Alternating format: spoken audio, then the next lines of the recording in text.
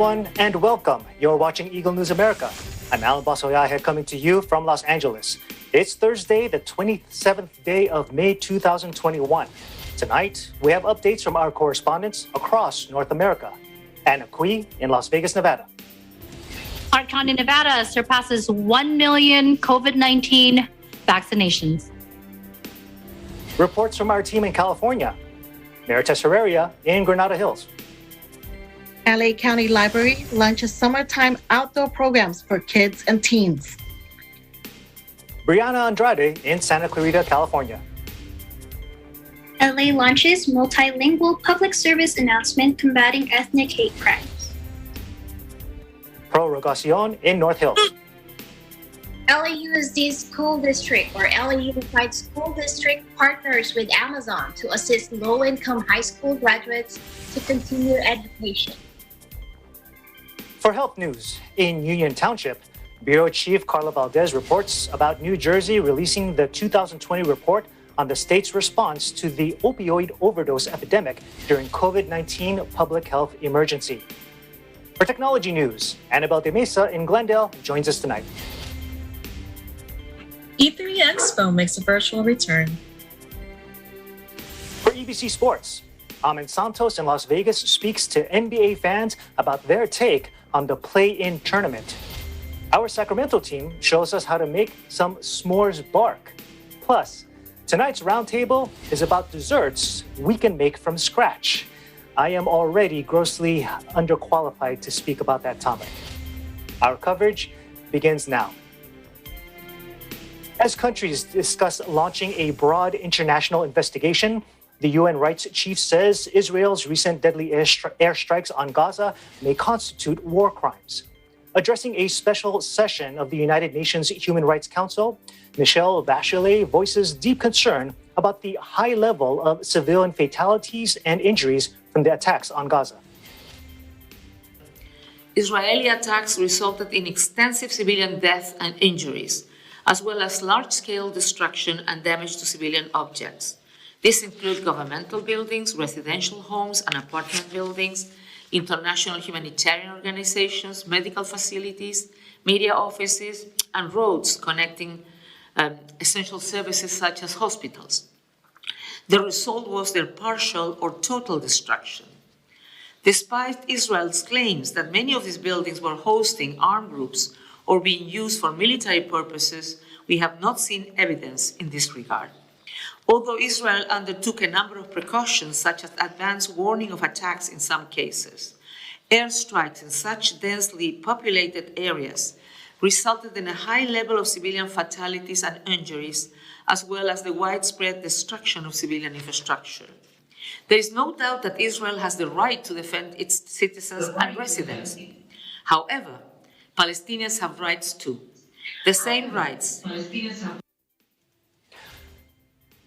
Bachelet stresses that rockets fired by Hamas were indiscriminate and failed to distinguish between military and civilian objects, and were thereby a clear violation of international humanitarian law. The UN High Commissioner for Human Rights made her statement at the start of a special one-day council session focused on the recent flare-up of violence. The health ministry in Gaza says before a truce took hold last Friday, Israeli airstrikes and artillery fire on Gaza killed 254 Palestinians, including 66 children, and wounded more than 1,900 people in 11 days of conflict. Medics say rockets and other fire from Gaza claimed 12 lives in Israel, including one child and an Arab-Israeli teenager. Some 357 people in Israel were wounded. Meanwhile, French President Emmanuel Macron recognizes his country's role in the 1994 genocide in Rwanda, from backing a genocidal regime to ignoring warnings of the impending massacres. Macron kicks off a highly symbolic visit to Rwanda after 3 decades of diplomatic tensions with a tour of the Kigali Genocide Memorial, where he pays tribute to some 800,000, mostly Tutsis, who were slaughtered in the killings. Macron says in a speech at the Kigali Genocide Memorial, quote, "Standing here today with humility and respect by your side, I have come to recognize our responsibilities." His highly anticipated speech does not contain a formal apology, but he goes further than his predecessors and says that only those who had survived the horrors, quote, can maybe give us the gift of forgiveness. Rwandan President Paul Kagame hails Macron's speech, speaking to reporters after the two leaders met. Kagame says his words were something more valuable than an apology. They were the truth. Macron is the first French leader since 2010 to visit the East African nation, which has long accused France of complicity in the killings.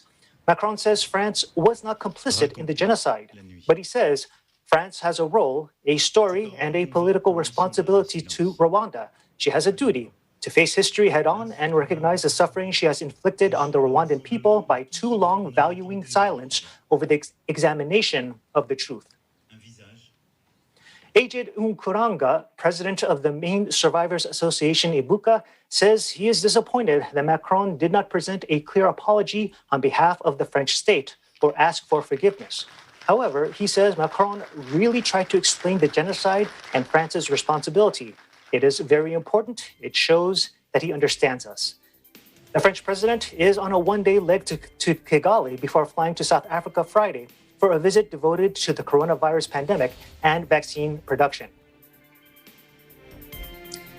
In India, thousands of people are homeless after a cyclone batters COVID-ravaged India and neighboring Bangladesh, killing 9 people, including 4 children.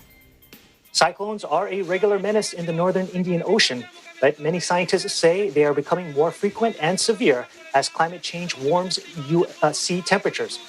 Barely a week after Cyclone Tauti claimed at least 155 lives in western India, Cyclone Yas forced the evacuation of more than 1.5 million people in the eastern states of West Bengal and Odisha.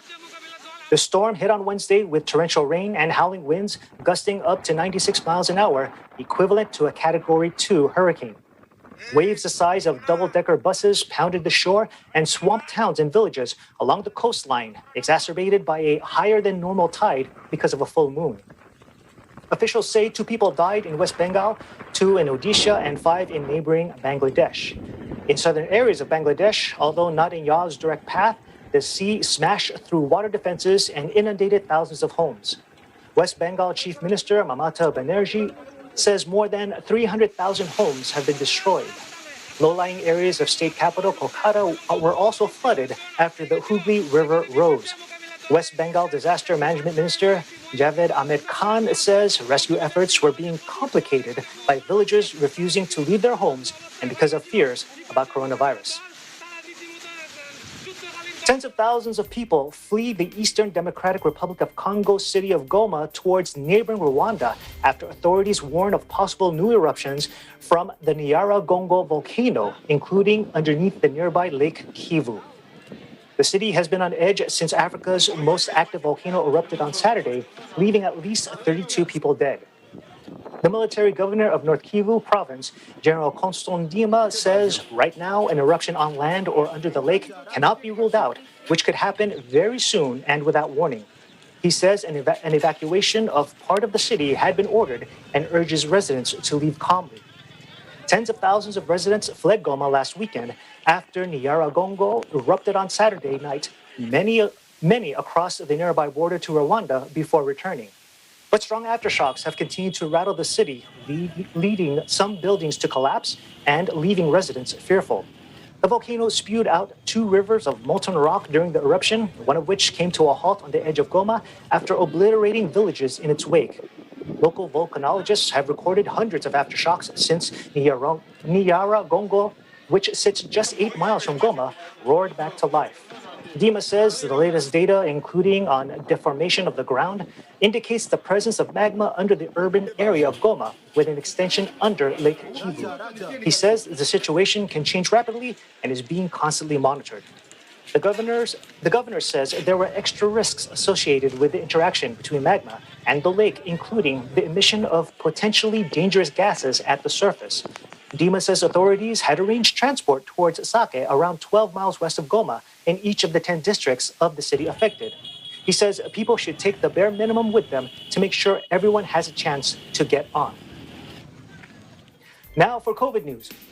The head of the Japan Doctors Union calls for an outright cancellation of the Olympics, warning that a new variant strain could be caused by the event. Several parts of Japan are currently under a state of emergency over a surge in infections, and the public is largely opposed to holding the games this summer in Tokyo. 東京オリンピック株と呼ばれて、この先100年にわたって人類の大きな愚行であったと非難されることになるでしょう。東京オリンピックは東北大震災の復興震災と当初言われていましたが、東京オリンピック自体がウイルスの新たな災害を生むことになりかねません。Here's today's COVID-19 numbers. According to the Coronavirus Resource Center of Johns Hopkins University and Medicine, as of 6 p.m. Eastern Time, Thursday, May 27, 2021, the number of cases of COVID-19 reported worldwide is now more than 168,497,000. Top three on the list of countries with recorded cases are the US at over 33.1 million, India at over 27.3 million, and Brazil at over 16.2 million. This virus has now already claimed more than 3,500,000 lives worldwide. Top three countries with the most number of COVID-19 related deaths are the US with more than 597,000, Brazil with more than 454,000, and India with more than 315,000. Total vaccine doses administered worldwide is now at 1,765,065,165. Up next, updates from Las Vegas. Eagle News America continues.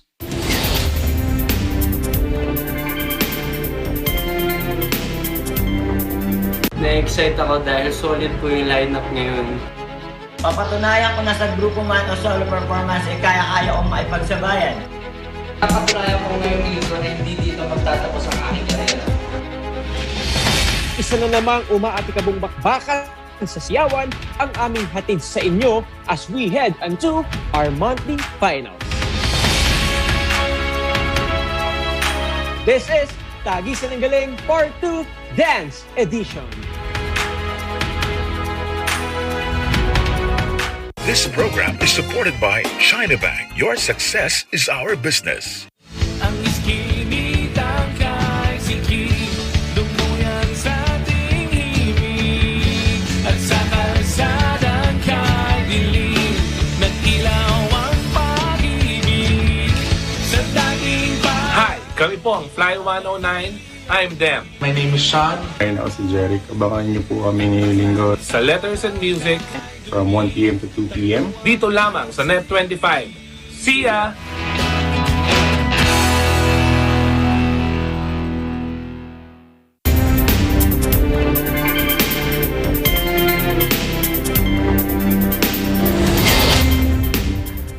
You're watching Eagle News America. I'm Alan Basolyahe in Los Angeles. Nevada reaches a vaccination milestone, but the state knows the fight against COVID does not stop there. Bureau Chief Anna Cui is with us this evening. Thank you, Alan. Yes, so the Southern Nevada Health District reports more than 1 million first doses of the COVID-19 vaccines have been administered in Clark County, where Las Vegas is located as of Tuesday. And of those vaccinated, over 785,000 have been fully vaccinated, and more than 1,713,000 doses have been administered. Dr. Furman Leguen, District Health Officer for the Southern Nevada Health District, stated that they received the first shipment of the vaccine in mid-December 2020, and now, 6 months later, they are marking what has been a monumental undertaking. He gives credit to the hard work of the public health staff and many partners at the local, state, and even federal level, as well as to every individual, every Nevadan in the community who did their part to keep themselves and each other safe. But you know, Alan, how does Nevada compare to the rest of the country? I mean, we're not going to disregard 1 million, right? It is a milestone. But according to the Centers for Disease Control and Prevention, about 62% of adults in the U.S. have received at least one shot. And then we heard President Biden setting a goal of reaching 70% of adults by July 4.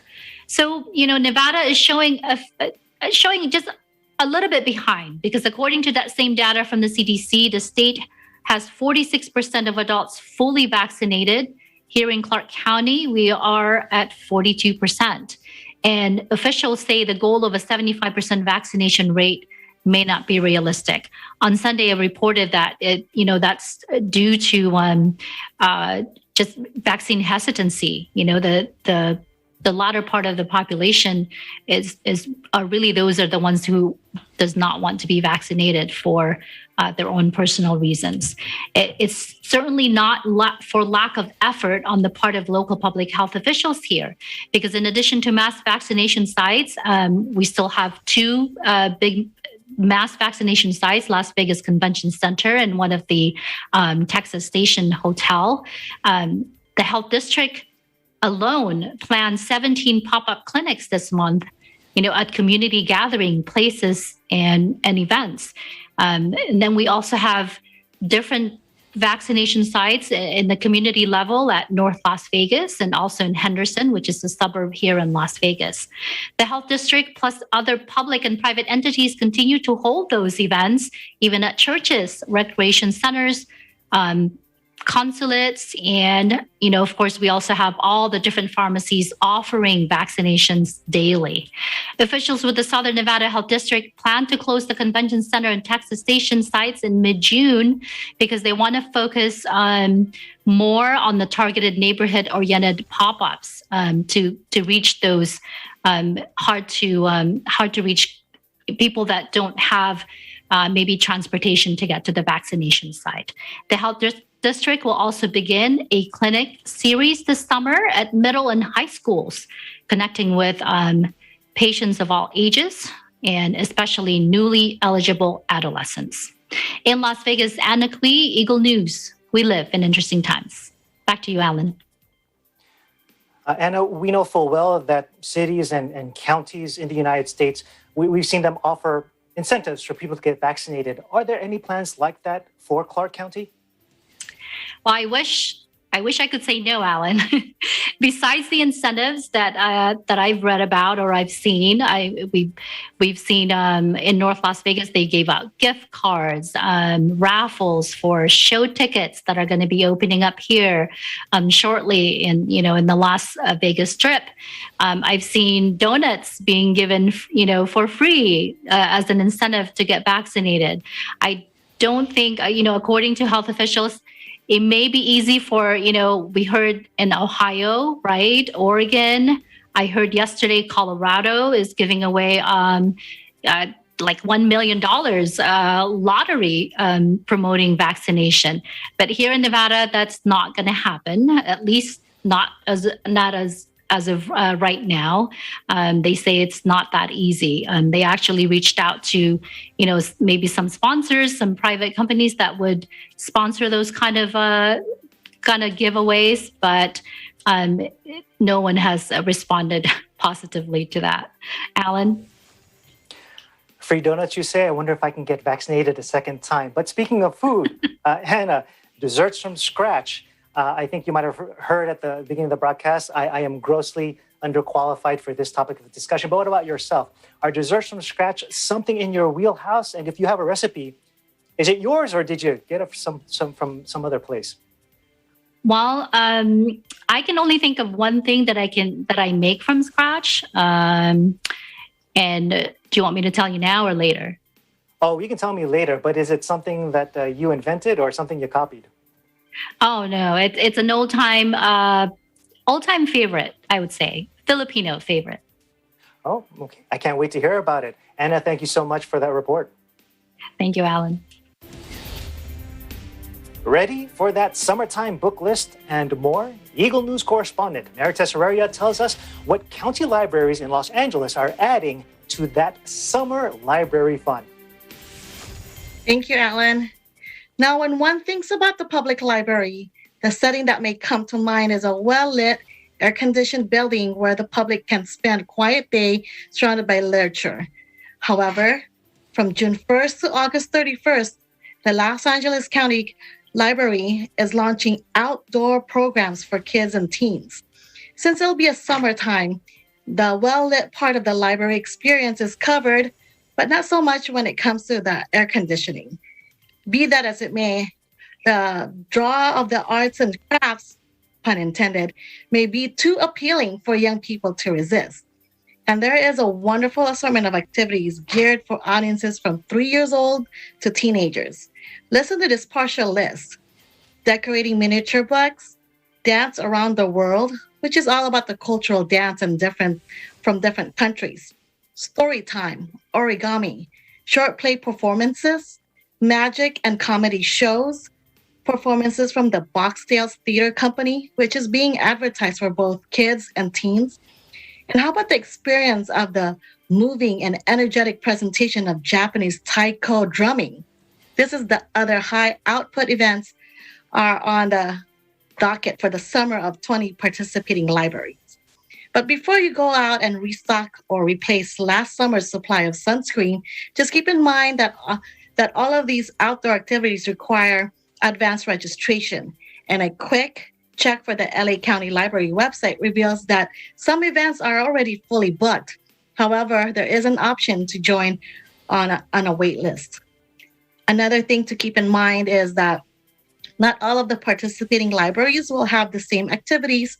So if there's a particular event that families want to go to, they should check the schedules and locations first. And final piece of the advice before going to one of the LA County Library outdoor programs, check the forecast. Southern California may be known for having a sunny disposition, but extreme conditions or unexpected weather have been known to derail even the most well-meaning outdoor plans. In Granada Hills, California, Mary Tess your area, Eagle News, we live in interesting times. Back to you, Alan. Japanese taiko drumming, Tess. I myself have never had the fortune, the good pleasure of witnessing that. I'm assuming that that's one of the activities that you mentioned that's already fully booked? Yes, and Dance Around the World, plus at least 2 other events. The good thing is most of the activities have more than one schedule, so families can still have the chance to catch it on another day, but they may have to travel to another library location. So just register early for the activities, and it is a really good idea. Alan. We're going to be talking about desserts from scratch, and I always like to include children of our correspondents. I know you don't have little children. You have big young people who live with you. And so my question is this: if you were going to send them to school or what have you, and your homemade dessert from scratch was like apple slices or something of that nature, would your kids go for it, or would they start a riot? They'll probably just toss it and not tell me. But yeah, and then they'll probably tell me, Mom, something better next time, okay? Okay, well, maybe your kids will have a better hope for desserts when they hear what you have in store for us a little later on in our broadcast. Thanks, Mary Tess, for speaking with us. All right, thanks. Now, still to come, more stories from California and an update from New Jersey. Eagle News America will return in a moment. Stay with us.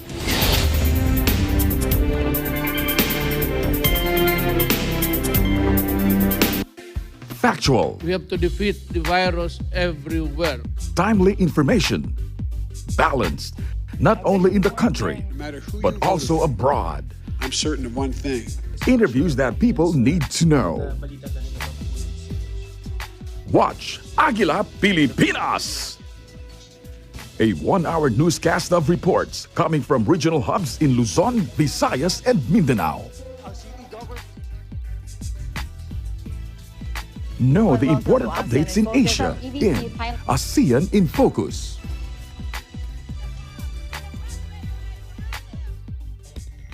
Track the latest stories in the provinces in Aguila Provincia. Tune into Mata ng Aguila, the evening primetime news program of Net25. Balanced and objective, Mata ng Aguila covers national and international issues, tackles news on business, health, science and technology, entertainment, sports and human interest features, and current events. And Eagle News International delivers the latest global reports, impartial, accessible, and up-to-date. It brings to fore EBC's rich international scope and access to valuable information streams. Well, thank you to thank our health outdoor. Catch these programs on Net25. You can also watch our news programs through eaglenews.ph and Eagle News Facebook page and YouTube channel.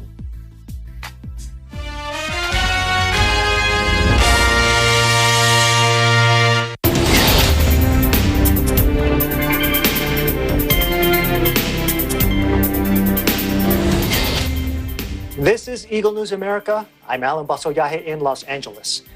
Joining the rest of the nation in its fight against crimes toward ethnic groups, Los Angeles ups its approach in its most recent public service announcement about this very pressing issue. In Santa Clarita, Brianna Andrade tells us more. Thank you, Alan. Los Angeles launches the multilingual LA for All Public Service Announcement, or PSA, campaign with city officials and local artists, supported by various city departments to combat and stop hate crimes against any ethnic group, especially with the recent rise of incidents of hate against Asian Americans and Pacific Islanders, or AAPI, within the city.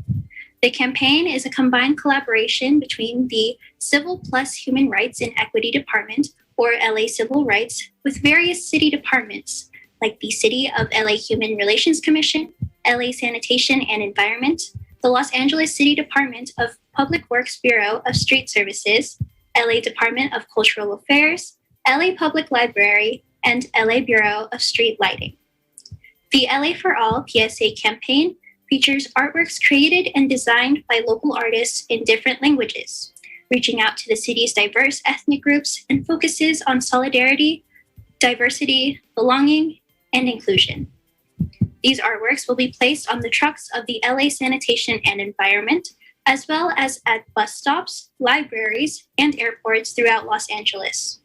In addition, the campaign informs the public where to find the resources and support needed to report hate crimes and incidents. Councilmember Mark Ridley Thomas tweets, "Simply put, words have power, power to inspire and uplift, but they also have the power to incite. Sadly, we have seen rhetoric be weaponized to do just that, to the peril of our AAPI brothers and sisters this past year. Racism doesn't stop at the doorsteps of individual communities. It affects all of us. The work of creating a truly anti-racist LA must be marked by interracial solidarity, because only together will we root out of racism." So I'm proud to co-sponsor this most critical campaign. With the slogans, "LA is for everyone," "I belong," "You belong," "We belong," "We are in this together," "Protect our elders," and "LA is our home," the overall message that Los Angeles is sending will be more clear to all residents. Los Angeles is spreading the word that no one is alone in their plight of racial discrimination, but everyone, no matter what ethnicity or race, belongs in the city, and that any forms of racial prejudice or hate has no place in LA. In Santa Clarita, California, Brianna Andrade, Eagle News. We live in interesting times. Back to you, Alan. Brianna, encouraging news that Los Angeles is showing its unity, right, in this fight against any form of hate crime or hate incident, especially with the dramatic increase of those hate crimes against Asian Americans as compared to previous years. And now that we're talking about it, just in time also, as the entire month of May is Asian American and Pacific Islander Heritage Month. So what could Los Angeles residents do when they experience, or if they experience, a hate incident or hate crime? Well, Alan, this PSA campaign notifies and reminds Angelenos to immediately report any hate incident or hate crime. Los Angeles residents are encouraged to call 211 or 311 to report any form of a hate incident, but if a hate crime has already occurred, Angelenos must immediately call 911. By doing this and being informed of this process, we can all stand together united and solidify the fact that Los Angeles is indeed for everyone, and the city will not tolerate any incidents of crime or crimes of racial prejudice or intolerance. Alan? Well, for those who might not know, what is the difference between a hate crime and a hate incident? Well, a hate crime and a hate incident are a bit similar, so it might be hard to tell the two apart, since they are both actions against an individual based on that person's ethnicity, disability, gender, or etc.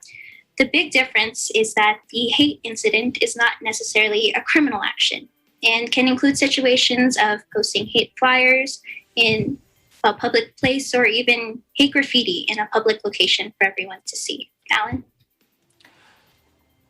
Well, Brianna, one of the slogans that I'm personally working on is stop the hate and increase the desserts. And speaking of, we are going to be talking about desserts from scratch. I know you like to bake. I know that personally about you. So my question is this, because later on you're going to tell us if you have any desserts made from scratch. I just want to know, is the dessert you're thinking of talking about later hot or cold? I feel like you're reading my mind. It is cold. It's a cold dessert. Okay, I don't know too many of baked goods that are served that are cold. But anyway, I can't wait to hear a little bit more later from you about desserts from scratch. Thank you, Brianna, for your report. Thank you, Alan. Graduating seniors from LAUSD high schools who enroll at a community college on a full-time status will be able to be hired by Amazon for a job with them that has flexible hours, so the students will be able to attain a college education and attend classes while still being able to work to earn a paycheck to assist in supporting their families. This innovative program will begin with this first group of LAUSD high school seniors after their first graduation next month in June 2021, with hundreds of flexible hour jobs lined up for them. Students from low-income families will receive needed assistance and support to go to college and obtain the education needed for a brighter future. LA Superintendent Austin Butner states, many students told us they couldn't afford to continue their studies because they needed to work to help support their family. We reached out to Amazon to help provide the missing piece. Los Angeles Unified will help the students graduate high school. Our community college system will provide them with tuition fee enrollment, and now Amazon is helping with the third leg of the stool, a good paying job with flexible hours to allow students to continue their education. This partnership with Amazon is just a start. I hope many other employees in the region join us in this effort to make sure every student has the opportunity to pursue their dreams. Also, under this joint partnership with LAUSD, Amazon will make available to these students workshop sessions for resume building, professional development, and practice job interviews. The company will also guide and inform students about the different kinds of available jobs, including the application process. And as an incentive and benefit, Amazon will award scholarships to qualified students after working for a year with them. This is a win-win situation for LAUSD graduates to go to college, obtain their dreams, gain beneficial work experience with flexible hours, and an opportunity for a scholarship. In North Hills, California, Pearl Regacion, Eagle News, we live in interesting times. Back to you, Alan. Pearl, just reading the LAUSD fact sheets, we know that it's the largest public school district in California and the second largest in the entire nation. They have more than 600,000 enrolled students, more than 1,000 schools. How great of a problem is the school district facing with regards to graduating high school seniors not pursuing a college education? Alan, it is a rising challenge, and the worst part is that the big impact is on the students themselves, most especially those with families that are just trying their best to get by and survive. The onset of the COVID-19 pandemic has even escalated this problem with massive job losses, higher food and housing insecurity, and increased sicknesses and deaths due to the coronavirus. According to Superintendent Austin Butner, the numbers of high school graduates who continue on to two-year colleges have declined, with school data showing that the class of 2020 graduates who attended two-year college right after graduation declined from 39% the previous year to 30%, which is approximately 3,000 less students. The largest decrease was seen in the low-income communities, greatly affected by COVID-19. So this program between LAUSD and Amazon will hopefully increase the percentages and overall numbers of high school students going to college after graduating this school year. Alan? Pearl, I don't make desserts from scratch. I'm wondering if you do, and because you have two young boys, what do you think they would prefer? Something you brought home from the store or something you made by hand? Okay, I have two desserts actually in my mind right now that I make from scratch. But of course, they'd love to, now that we are all allowed to go out, they'd really love to go outside and have some dessert. So I don't know how to answer that question when it comes with the boys. Pearl, it's time to put a test. Just, one of those blind taste tests, put something that you got from the store, from a restaurant, and something you made, and see where their loyalties lie. But I can't wait to hear about your desserts later on in the broadcast. Thanks for reporting, Pearl. Thank you, Alan.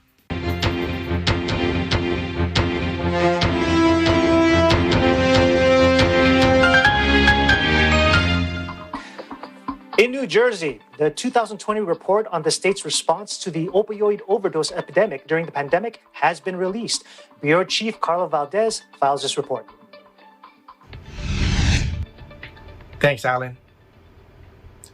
Governor Murphy released a report on New Jersey's feedback to the opioid overdose epidemic at the time of the COVID-19 public health emergency in 2020. The report fine-points the overdose mitigation strategies enforced over the course of Governor Murphy's administration to combat this epidemic. Governor Murphy said, "My administration has prioritized ending the opioid overdose epidemic over the last several years, which has strengthened our ability to save lives by preventing overdose deaths and connecting people to support and treatment when they need it most." Despite the challenges of the COVID-19 pandemic, we are confident that our comprehensive, data-driven approach prevented an acceleration in opioid overdose deaths. However, there is still much to be done in our fight against opioids. I will continue to work with our partners in the legislature and look forward to signing a package of overdose prevention bills next month that will further equip those on the ground with the resources needed to tackle the opioid crisis. And as for coronavirus stats and numbers, New Jersey reports of 340 new positive PCR tests, pushing the total to 886,902. Sadly, New Jersey is reporting 14 new confirmed deaths, pushing the total to 23,503 lives lost. In Union Township, New Jersey, Carlo Valdez, Eagle News. We live in interesting times. Back to you, Alan.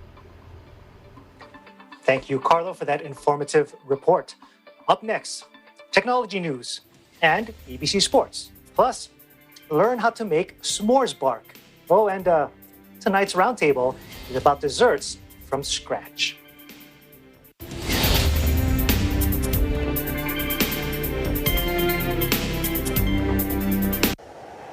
Innovation, digital disruption, globalization. Startups, micro, small, and medium enterprises, as well as large corporations, all face interesting challenges in the market today. Peek into the world of exciting opportunities and partnerships to drive growth with the latest business news and information. We are open for business. Your weekly dose of entrepreneurial inspiration. To update you on the latest developments in the world of business. Get up close and personal with CEOs and thought leaders. To help you discover valuable insights, sharpen your instincts for smart decision making with the latest markets and economic trends, disruptive ideas, global innovation, social entrepreneurship, and other leading-edge business ideas. Join the conversations to create a more vibrant environment for entrepreneurship. Catch Open for Business, from vision to action.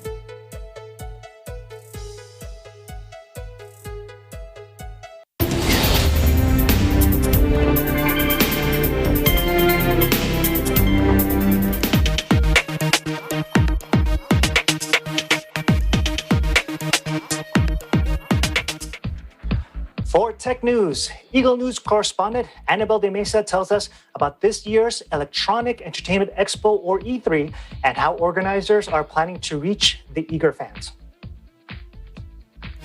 Thank you, Alan. Since Electronic Entertainment Expo, or E3, has arguably been the most anticipated video game convention in the world. It's tough to find a self-proclaimed gamer who hasn't heard of it or didn't want to go to the video game industry's big show.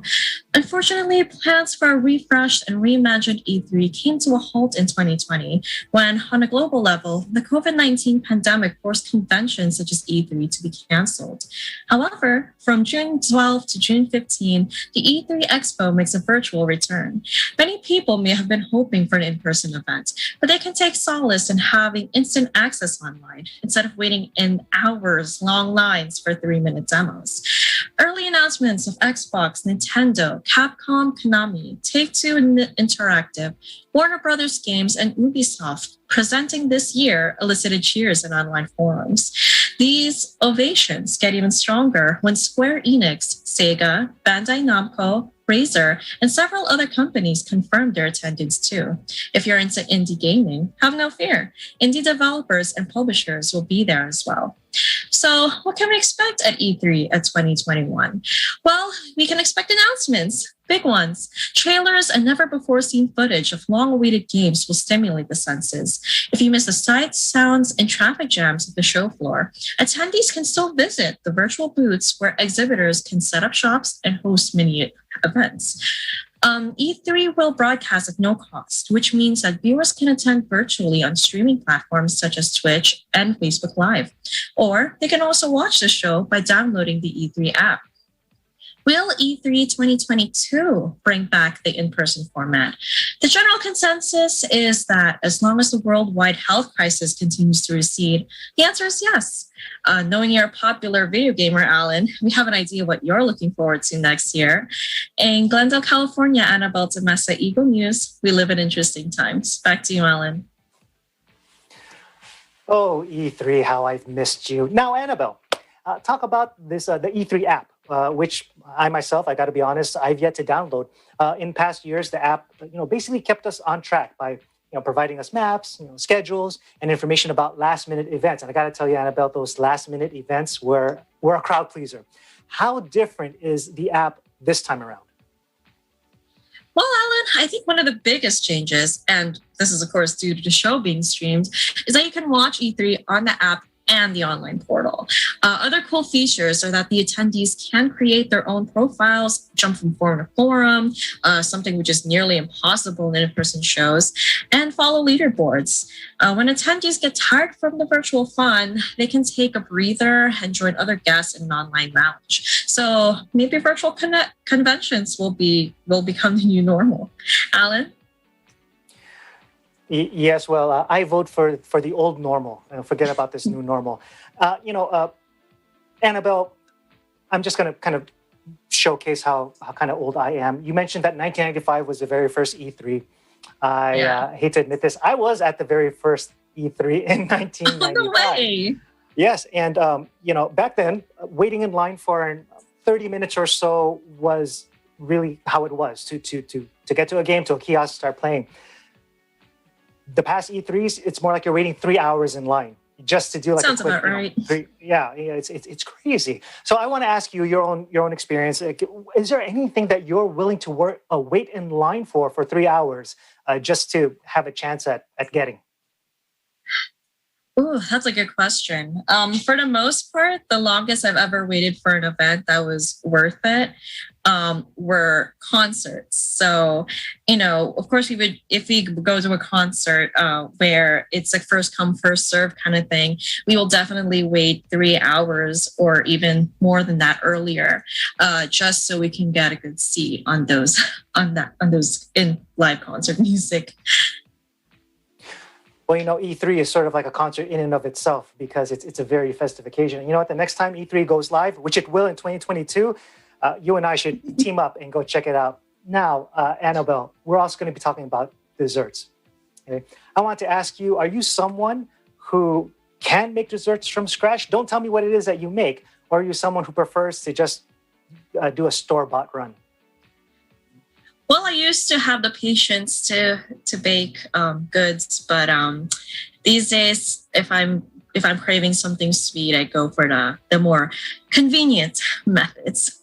You'll see soon. I can't wait, but before E3 2022, I'm going to expect some baked goods to take with us on the road. Thanks, Annabelle, for reporting. We will talk to you in a little bit. Sounds good. Thank you, Alan.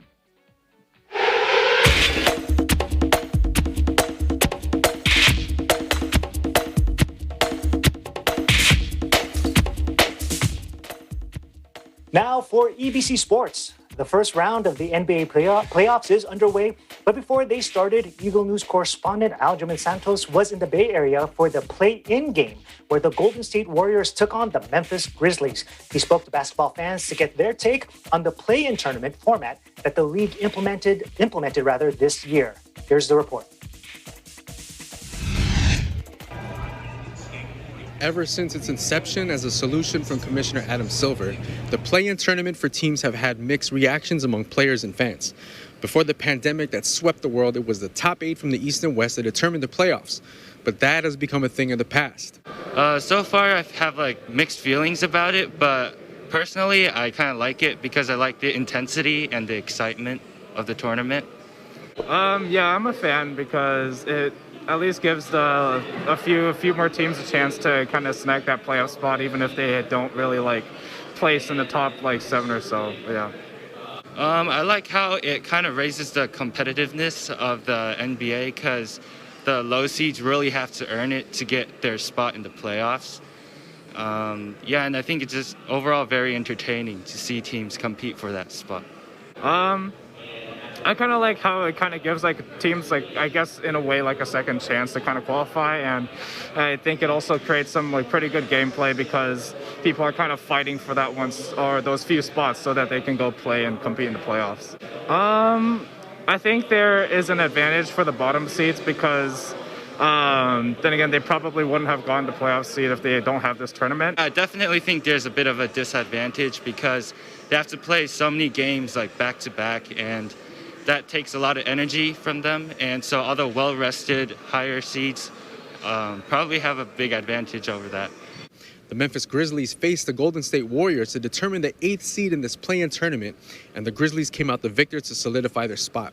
Despite a rallying Warrior team in overtime, they were unable to stop the Grizzlies from scoring. When asked about the playoff-like atmosphere of the play-in tournament for guys like Jordan Poole and Juan Toscano, Coach Kerr had this to say about how important it was for them to experience it. Yeah, they both were great. As I mentioned, the last 3 games have been playoff games. Basically, both those guys played big minutes and big roles and did a fantastic job. Coach Taylor Jenkins of the Memphis Grizzlies has this to say about playing in an elimination game on the road. It's an awesome feeling. This is what you play for. This is what you work for all season long. Obviously, we got a great feeling the other night in front of our home crowd 2 nights ago. Our guys have always embraced the win mentality and the energy that it takes to go and win on the road, especially when everyone's against you. So that togetherness we talk about, it needs to be on full display. We've done it in a majority of the season on the road, but we need that tonight. Obviously, this is going to be a rocking environment. Their home crowd's unbelievable. Hopefully, we feed off their energy and understand it's our time to come up and show up on the road and try and get a big victory. Whether it be the traditional seeding or the new play-in tournament, fans and players enjoy the high competitive basketball that surrounds the new play-in tournament format. Aside from the higher levels of stress for the players, they gladly welcome the challenge to give fans what they enjoy the most: competitive basketball at the highest level. The Memphis Grizzlies move on to face the top-seeded Utah Jazz in the upcoming playoffs. From the Chase Center in San Francisco, California, I am Aljamain Santos, Eagle News. We live in interesting times. Now, some of those NBA players are really happy. They were all smiles. Now, a little treat for us tonight. Our Sacramento team shares with us a recipe for this very easy-to-make, no-bake s'mores bark. Take a look.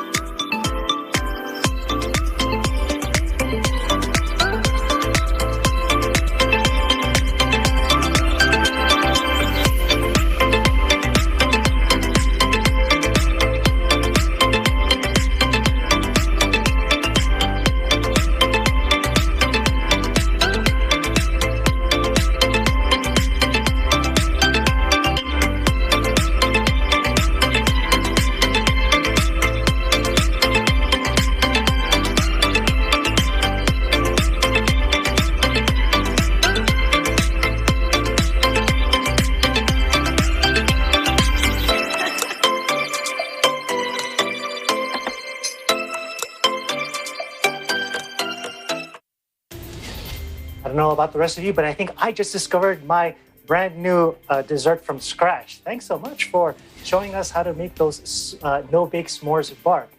But we also want to find out what our other correspondents are able to make from scratch. So at this time, I want to bring back our team for tonight to talk about desserts that they make from scratch. So if each one could just take a quick minute to talk about it, we can start our roundtable discussion. Why don't we start off first with, I see Pearl. Pearl, why don't you talk to us? Because I think you mentioned you might have two desserts. What dessert or desserts can you make from scratch? Okay, so if I have the time, I would make if you call it a dessert, if a banana bread is called a dessert, then I make banana bread with cream cheese in between. And if you don't call it a dessert, I would put a vanilla ice cream on top. So that would be my dessert. And then the other one, I would always have mais con hielo. I know mais con hielo, just for the information, mais con hielo is with ice. It's like a halo, but instead of a halo, you're just putting the corn. So I always make sure that I have a cream of corn in my pantry. So then I add the milk or the evaporated milk or the condensed milk. And then if I have a leche plan available, I'll put the leche plan in there. And then I'll put the ube ice cream in it too on top. So that's the two of my hot and cold, easy to make, I guess, or made from scratch desserts. Now, Pearl, I just wanted to clarify, but you don't make the ice cream from scratch, right? I don't make the ice cream. That's the thing. So yeah, that's my cheat. But that's why I said, like, if you call the banana bread a dessert, and because sometimes they other people like eat the banana bread for breakfast, I don't know, or for a snack, but I eat it during dessert, and I put the vanilla ice cream on top. Well, Pearl, going from your desserts from scratch, we're going to move on to another parent who admitted to me that she doesn't really cook anything. I'm going to move over to you, Marites. Talk to us. Desserts from scratch. Do you have anything? The only thing I could remember that I would actually make, or I did make, is when I first came here from the Philippines, my Americanized cousins introduced me to what do you call that? Rice Krispie treats. Right? So it's only what? What do you only need? Marshmallow and Rice Krispies. That's it. And you got dessert. And I was looking at the two items and I'm like, what? That's it. And it's so good. Done.